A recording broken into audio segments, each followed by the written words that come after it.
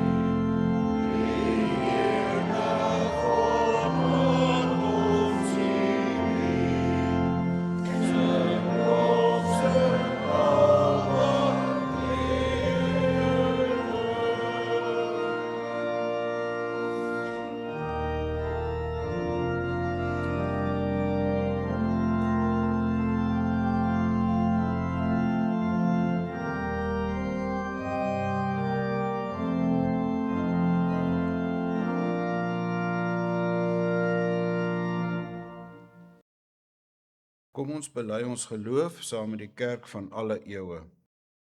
Ek glo in God, die Vader, die Almagtige, die skepper van die hemel en die aarde, en in Jesus Christus, sy eniggebore Seun, ons Here, wat ontvang is van die Heilige Gees, gebore is uit die Maagd Maria, wat gelei het onder Pontius Pilatus, gekruisig is, gesterf het en begrawe is, en neergedaal het na die hel, wat op die derde dag weer opgestaan het uit die dode, wat opgevaar het na die hemel en sit aan die regterhand van God, die Almagtige Vader, vanwaar hy sal kom om te oordeel, die wat nog lewe en die wat reeds gesterf het. Ek glo in die Heilige Gees. Ek glo aan 'n heilige, algemene, Christelike kerk, die gemeenskap van die heiliges, die vergifnis van sondes, die opstanding van die vlees en 'n ewige lewe. Amen. Kom ons sing gesang 209, waarna u weer kan sit.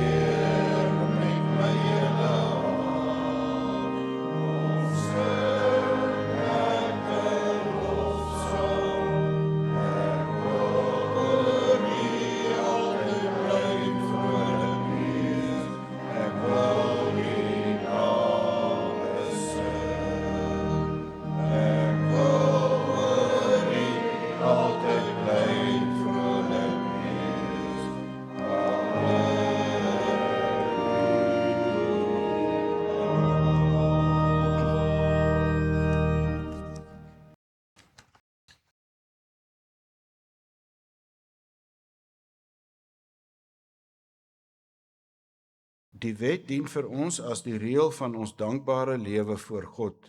Kom ons luister sorgvuldig na die wet. Toe het God al hierdie gebooie aangekondig. Ek is die Here jou God, wat jou uit Egipte, uit die plek van slawerny bevry het. Jy mag naas my geen ander gode hê nie. Jy mag nie vir jou 'n beeld of enige afbeelding maak van wat in die hemel daarbo, of op die aarde hieronder, of in die water onder die aarde is nie. Jy mag hulle nie vereer of dien nie, want ek, die Here jou God, eis onverdeelde trou aan my. Ek reken kinders die sondes van hulle vaders toe, selfs tot in die 3de en 4de geslag van die wat my haat.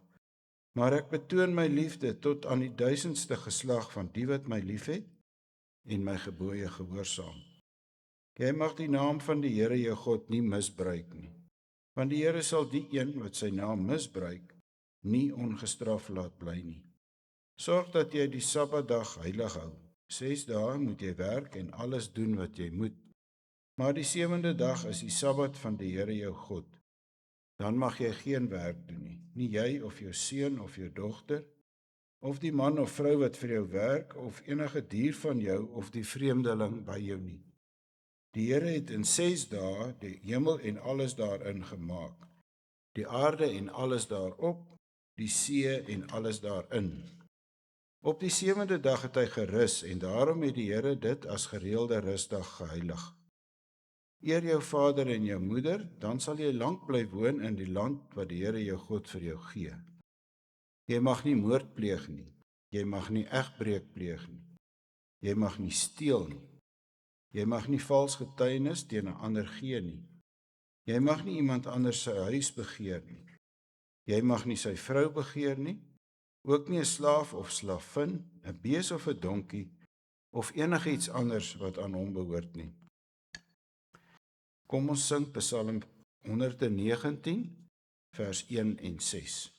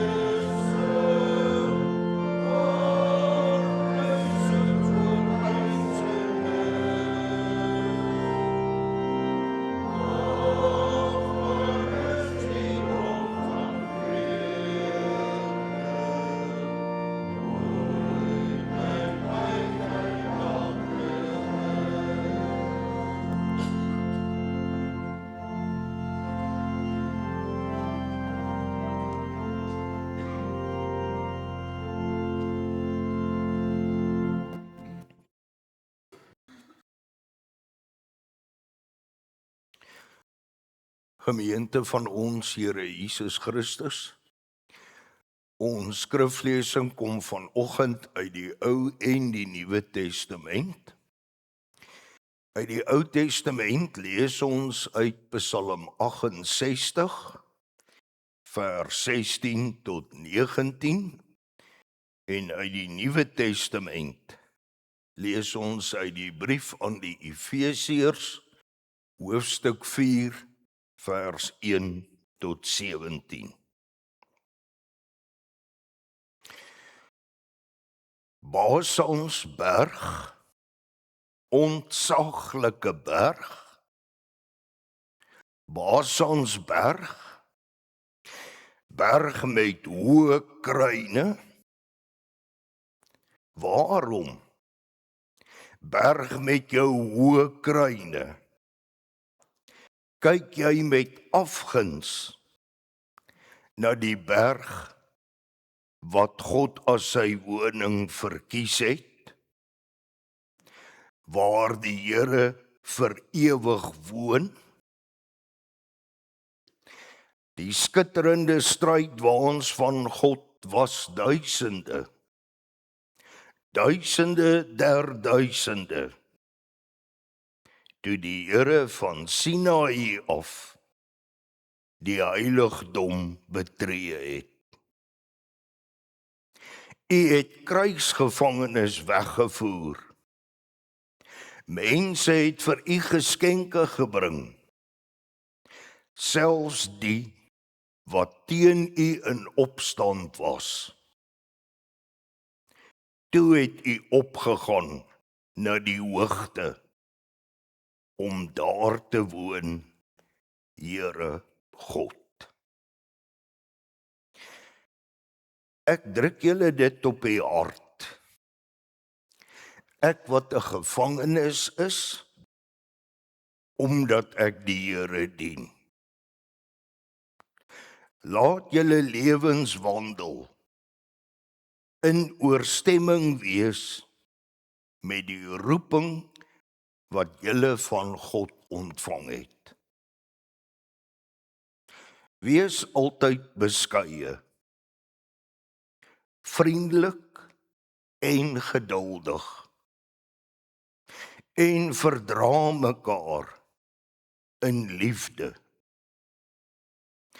Lê julle daarop toe, om die eenheid wat die Gees tussen julle gesmee het, te handhaaf deur in vrede met mekaar te lewe. Daar is net een liggaam en net een Gees. Soos daar net een hoop is, waartoe God julle geroep het. Daar is net een Here, een geloof, een doop, een God en Vader van almal. Hy wat oor almal is, deur almal werk en in almal woon.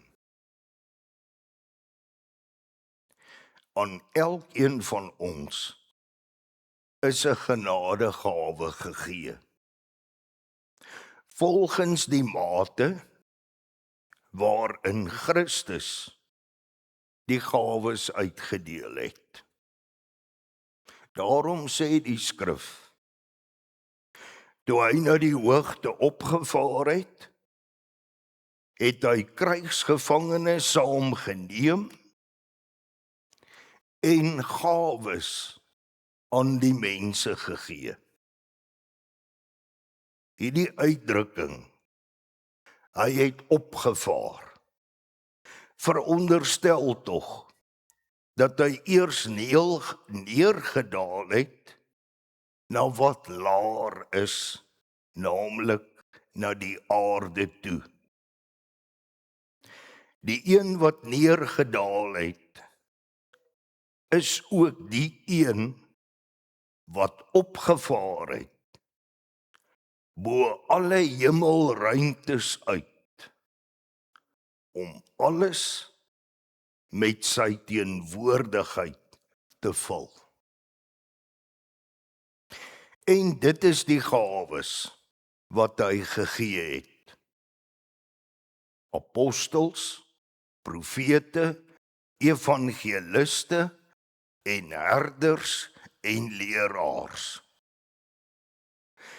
Sy doel daarmee was om die gelowiges toe te rus vir hulle diens en vir die opbou van die liggaam van Christus.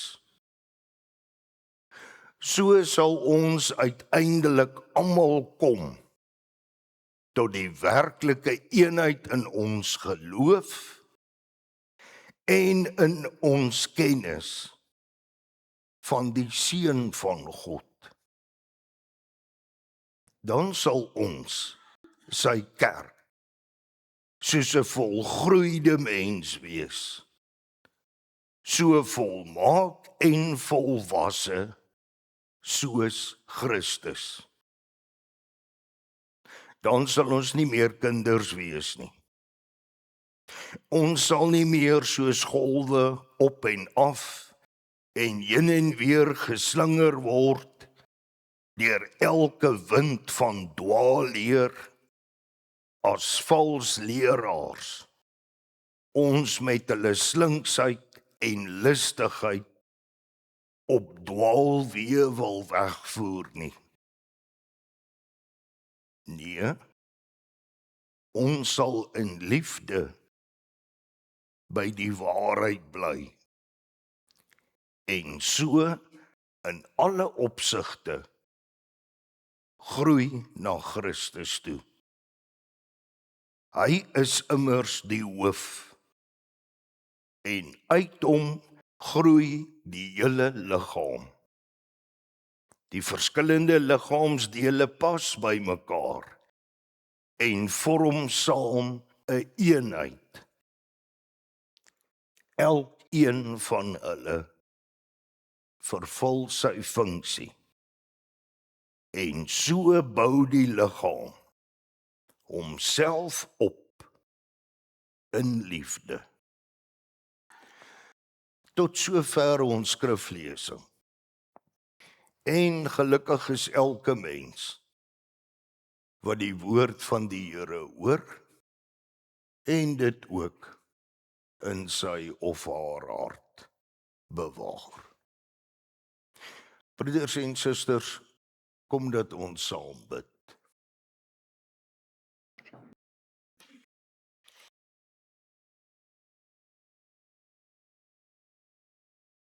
Ons hemelse Vader,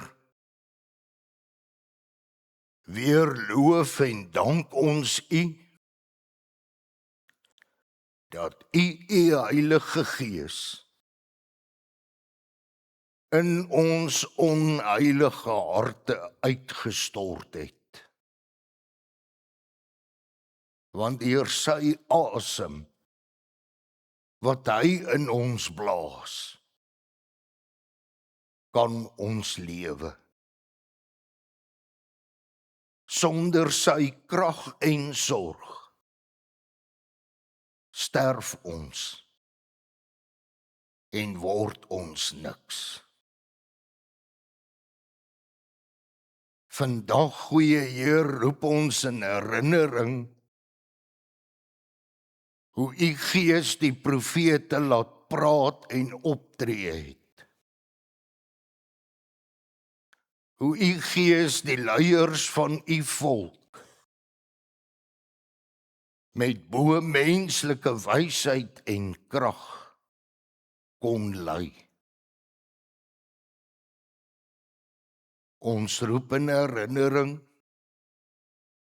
hoe U oor Israel bly ontferm het,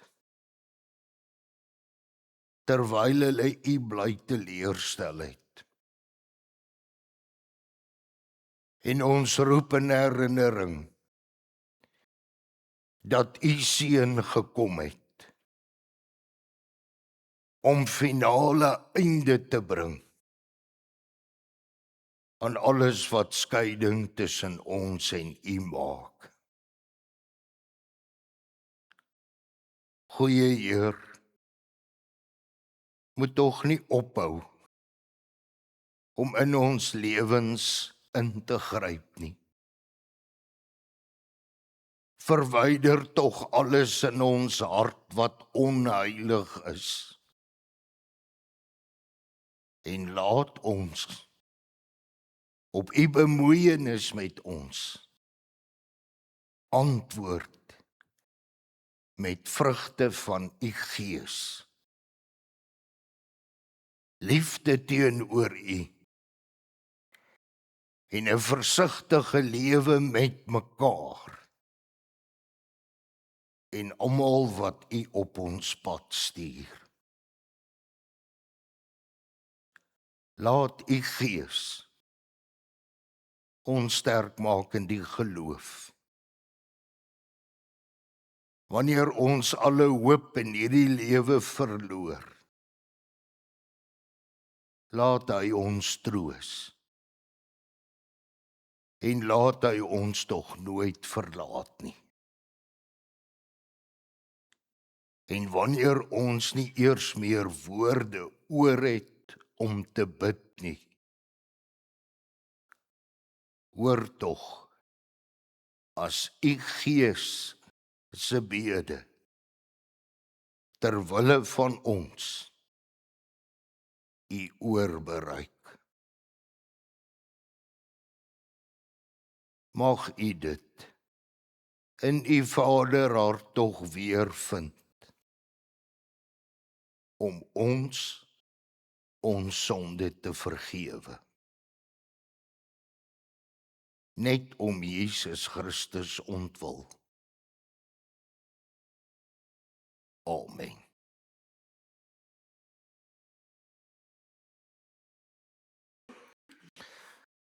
Gemeente, kom ons sing vervolgens Gesang 438, die eerste en die tweede strofe. Al is ons woorde te min, tree U self tog vir ons in.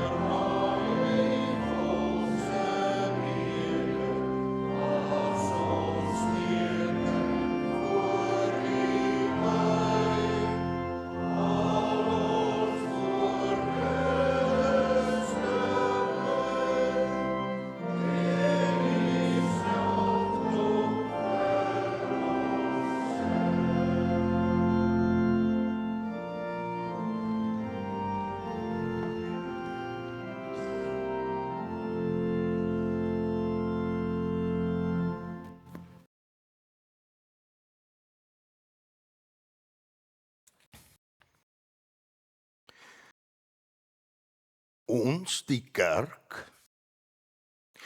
het die goeie gebruik om elke jaar 'n sekere tyd van die jaar toe te staan aan een van die hoofmomente van die evangelie. So vier ons Kersfees, paar maande later herdenk ons die lyding en die sterwe en die opstanding van Jesus Christus met Paasfees. En dan 'n klomp weke later herdenk ons sy hemelvaart en 'n bietjie later soos vandag die uitstorting van die Heilige Gees. Dit is 'n baie goeie gebruik en niemand van ons wil dit verander nie. Maar daar kan met hierdie gebruik van ons 'n probleem ontstaan. En dit is naamlik dat ons maklik die evangelie in dele kan opdeel. So wanneer ons besig is met Kersfees, wil ons nie hoor van die kruis en die opstanding nie. Met goeie reg ook, maar dan sien ons dit heeltemal los daarvan. En so ook Jesus se hemelvaart en later die uitstorting van die Heilige Gees. Daar bestaan hierdie moontlikheid dat ons hierdie hoofmomente van die evangelie van mekaar kan losmaak. En dan gebeur die volgende. Iemand sê, dit is Pinkster vandag. Dis die dag waarop ons die uitstorting van die Heilige Gees herdenk. En wat doen ons onwillekeurig as ons hoor die Heilige Gees? Ons dink aan die gawes van die Heilige Gees en in ons gedagte hardloop ons na 1 Korintiërs toe en ons onthou net om in tale te kan praat. Gawes om mense gesond te maak, om wonderlike tekens te kan doen, om te kan profeteer. En dan gaan staan ek in my hoekie en ek kyk na myself en ek sien niks daarvan by my nie. Maar ek hoor net hoe familie en vriende daaroor praat. Ek hoor hoe familie en vriende sê, as jy nie 'n dag en datum kan aantoon wanneer jy tot bekering gekom het nie, dan het jy nog nie die Heilige Gees nie. En dan dink ek oor myself, miskien is ek dalk nou maar net nie een van die belangrike persone in die kerk nie. Hier is ek, doodgewone mens, gaan elke dag werk toe, spook en spartel, om liggaam en gees aan mekaar te hou, beleef al die sorge van hierdie lewe, kan ook nie eintlik vertel van wonderwerke wat al met my gebeur het nie. So, my pad is maar 'n eenvoudige pad van bid en hoop vir die beste. Kom ons kyk vanoggend uit die hoek van Efesiërs hoofstuk 4 na die saak. In hoofstuk 4 haal Paulus Psalm 68 aan. In Psalm 68 word God geprys oor die oorwinning wat God destyds toe Israel nog in die woestyn tog was, hoe God die konings en hulle afgode Og en Sihon oorwin het. En dan lees ons in die Psalm dat God afgekom het op sy berg Sinaï. En daar word die spot gedryf met die berg van Basan, waarvan die berg se naam Hermon is, omdat dit dan nou Kwansys die afgode se berg sou wees, maar nou is hulle verslaan. En nou kyk in die gedig, die Psalm, kyk berg Hermon na Sinaï berg met jaloesie. Die oorwinnaar oor alle bose en afgode is op die berg Sinaï.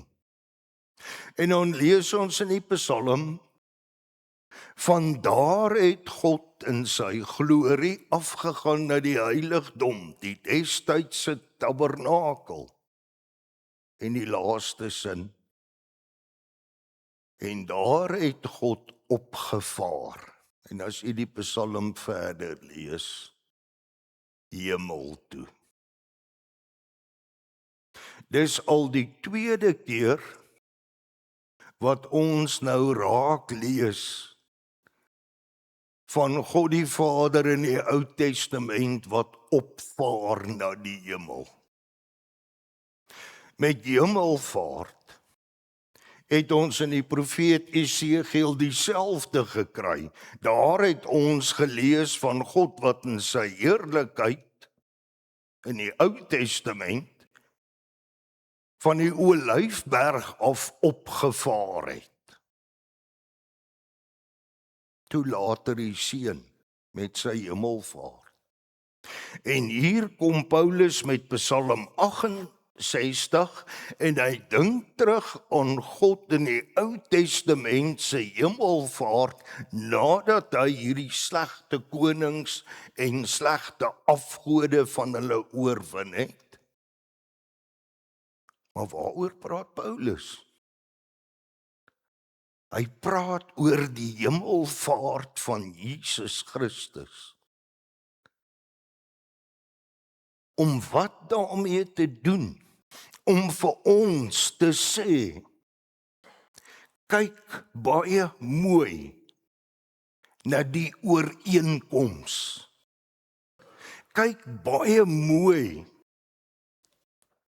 want dit is een en dieselfde God, Vader en Seun. Dis wat Paulus sê.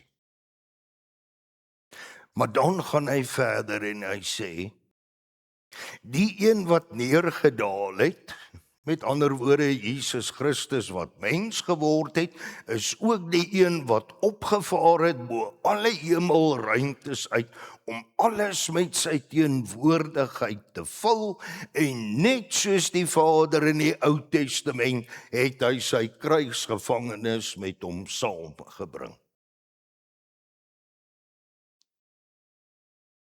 Maar daar's twee verskille tussen Psalm 68 en Efesiërs 4. Die eerste is, in Psalm 68 word God se oorwinning oor 'n spesifieke veldslag gevier en herdenk. Die oor die Basansgebied, die slegte gebied, soos die Kanaaniete geglo het dat dit die poorte van die doderyk is, en Israel later hulle ook daarmee laat verlei het, sodat ons uiteindelik in die Nuwe Testament ook lees van die poorte van die doderyk, Basan.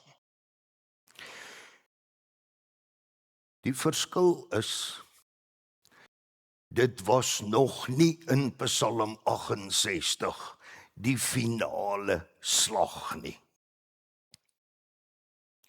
Die finale slag, volgens God se raadsplan, het eers gekom in die Nuwe Testament. Toe Jesus Christus opgestaan het en opgevaar het na die hemel. Die tweede verskil is, in Psalm 68 moes daardie konings se volk wat oorgebly het, aan Israel belasting betaal. Hier staan geskryf in Efesiërs, maar Christus het met sy hemelvaart gawes uitgedeel. Ons lees in vers 7, hy het aan ons elkeen 'n genadegawe gegee. En in vers 11 verduidelik hy hoekom. Tot opbou van die kerk. Maar nou staan ons vir een oomblik terug. Dis nou asof iets nie wil sin maak nie. Toe Paulus Efesiërs skryf, is die Heilige Gees al uitgestort. Maar nou skryf Paulus en hy praat oor Jesus Christus se hemelvaart en dat Jesus met sy hemelvaart gawes aan mense gegee het.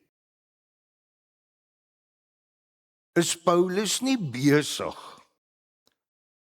om hier deur mekaar te praat tussen die werk van die Seun en die werk van die Heilige Gees nie? Dis die Heilige Gees wat mos aan die kerk gawes skenk. Dis die Heilige Gees wat die kerk stig. Dis die Heilige Gees wat ons na die nagmaaltafel toe bring. Is Paulus nie nou hier besig om iets te mekaar te krap nie? Om 'n antwoord te kry, moet ons die vraag net bietjie omdraai. Is die Gees nie op 'n manier die Seun nie? Is die Seun nie op 'n manier die Heilige Gees nie? En as ons in die Ou Testament kyk, daar staan in Jesaja 63, God het Israel opgetel en gedra, maar hulle het God se Heilige Gees bedroef. Is die Heilige Gees nie op 'n manier God die Vader nie? Inderdaad. Net soos die Seun en die Vader op 'n manier dieselfde is. 3 persone, maar in wese een God. Staan ons voor die Heilige Gees, dan staan ons ook voor die Seun van God. Dan staan ons ook teenoor die Vader. 3 persone, maar hulle werke het dieselfde plan. En net so, wanneer die Gees na ons kom, dan is die Gees se werk dieselfde as die Seun se en die Seun se op 'n manier dieselfde as die Gees se. Vader, Seun en Gees, een God in wese. En nou kyk ons na wat die leerboek sê van die kerk. Wat glo jy van die Heilige Gees? Hy is saam met die Vader en die Seun ware en ewige God. Hy is ook aan my gegee, sodat ek deur geloof deel kan hê aan die weldade van Jesus Christus. Die Heilige Gees troos my. Die Heilige Gees bly vir ewig by my. Hier waar ek in my hoekie staan, doodgewone, eenvoudige mens. Wat sê Paulus in 1 Korintiërs oor al daardie gawes van die Gees? Die bekende skrifgedeelte in die Bybel, 1 Korintiërs hoofstuk 13. Al kan ek dit alles doen, al hierdie gawes, maar ek het nie die liefde nie, is ek niks. En dan kom 1 Johannes en hy verduidelik vir ons baie mooi wat hierdie liefde is. 1 Johannes sê, julle is egter met die Heilige Gees gesalf en julle ken die waarheid. God is liefde. En wie in hierdie liefde bly, God se liefde, bly in God en God bly in hom. Onthou wat sê die evangelie? Ons is die tempel van die Here. Ons is die liggaam van die Here Jesus. Maar in dieselfde asem sê ons, dis die Heilige Gees wat die kerk stig en onderhou. Presies dieselfde. En dan sê 1 Johannes, in hierdie liefde het God volkome sy doel met ons bereik. Ons het niks te vrees vir die oordeelsdag nie. Ook ek wat in my ou hoekie staan en oop mond luister na al hierdie gawes en ek weet nie waarvan die mense praat nie. Gees is ook aan my gegee. En die Gees het beloof dat hy vir ewig by my sal bly. Vervul met die Heilige Gees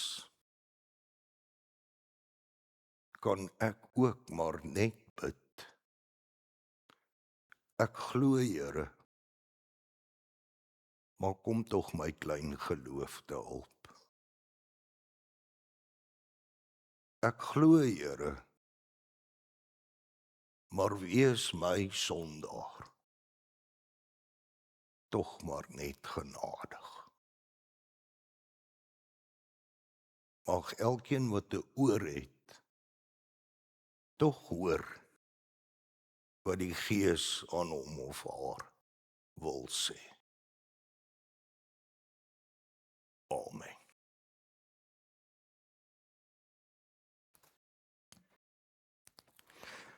Ons slotgesang is gesang 530, al 3 die strofes.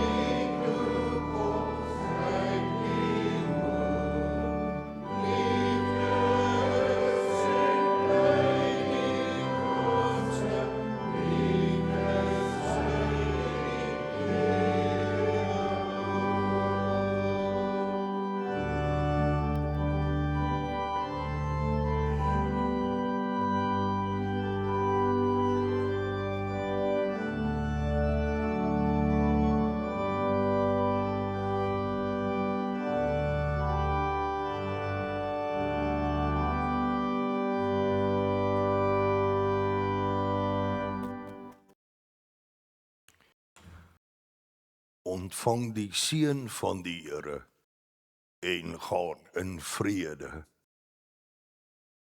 Die liefde van God ons Vader, die genade in Jesus Christus ons Here en die troostvolle gemeenskap van die heiliges wees met u elkeen. Amen.